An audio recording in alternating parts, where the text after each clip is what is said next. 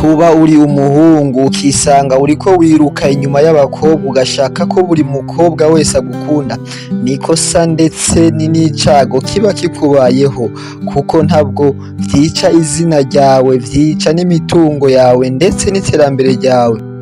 Buri kimwe cose ufise gishobora kuba kibi iyo umugabo canke umusore adashoboye gukontorora amarangamutima yiwe ku gitsina gore, bivyara intambara muri we.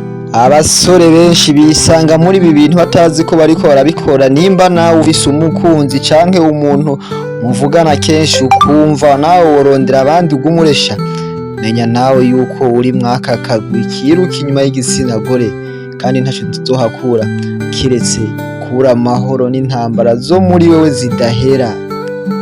Uyu munsi reka nkubwire ibintu bike muri vyinshi bizokubako uzakura mu kwiruka inyuma y'abagore bibi cane bizokubako mu buzima bwawe. Urakaza neza kuri G4G mu muryango musha. Kora subscribe kugira ngo tubandanye tujana. Nimba ubikoze uri umuntu w'agaciro kuri twebwe. Ikaze.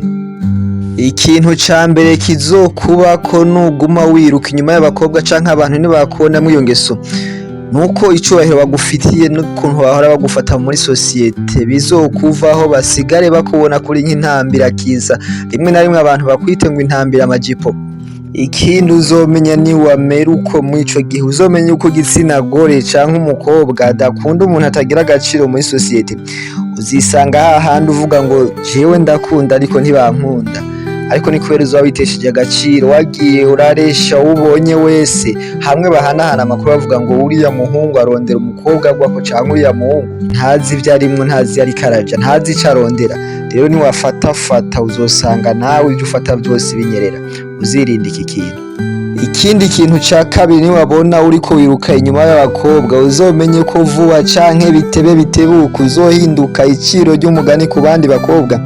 Usange kubera bamaze kukumenya baguhinduye igikinisho cabo.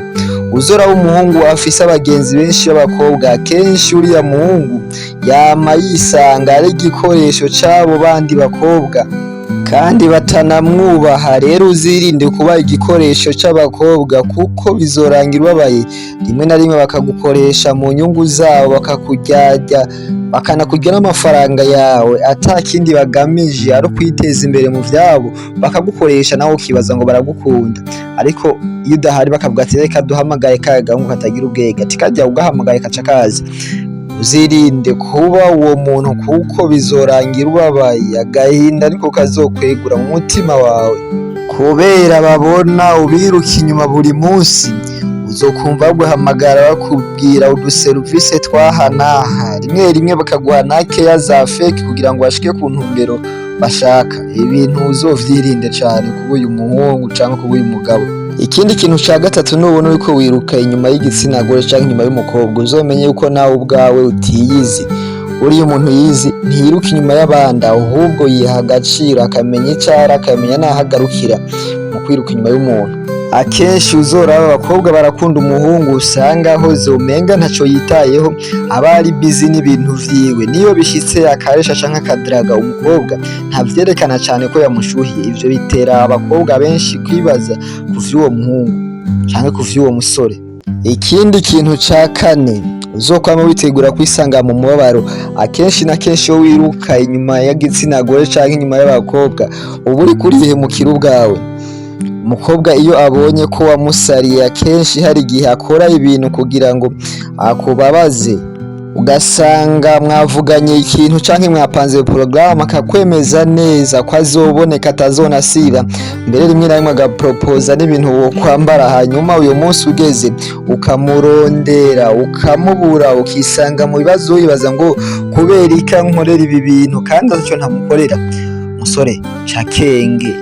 Ikindi kintu ca gatanu, ku gitsina gore canke iyo wiruka ku gitsina gore, akenshi wisanga uri plan B canke plan B.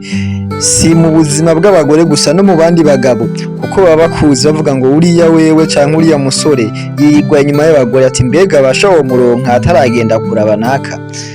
Akenshi na kenshi rero mu buzima bw'umugore canke mu buzima bw'umukobwa iyo ibaye amahitamo ya kabiri canke plan B, iki gihe umukobwa aragikoresha kugira ngo gukoresha ivyo ashaka kugira ngo akumareho utwawe, ugasanga yakugize nk'akarima asoromamwo, ariko iyo ugize ingorane utomubwira canke wewe iyo agize ikibazo gikomeye agutura ikibazo c'amafaranga, ariko ibintu vy'umunezero n'ivyishimo afise abandi abibwira. Mw'iki gihe usanga wabaye igikinisho c'abagore, ariko nta kintu kibabaje nko kubona umugabo canke umusore yahindutse igikinisho c'igitsina gore, kandi tuzi yuko igitsina gabo ari umuntu atinywa n'igitsina gore.